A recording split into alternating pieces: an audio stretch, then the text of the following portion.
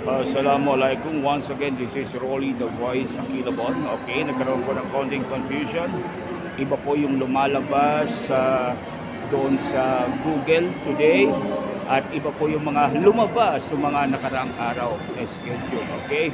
So, pinakamabisa kong paraan yan is i-double check. Diba? At saka, nagbasihan ko yung mga nagugol ko mga nakaraan, mas consistent po yung mga nakaraan.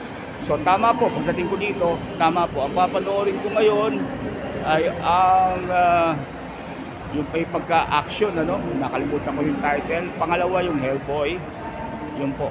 Sa kagandahan ko, Cinema 1 and Tilon po ang aking pupuntahan. Hindi ako masyadong mahihirapan. Naguluhan, oo. Nahirapan, hindi. Okay.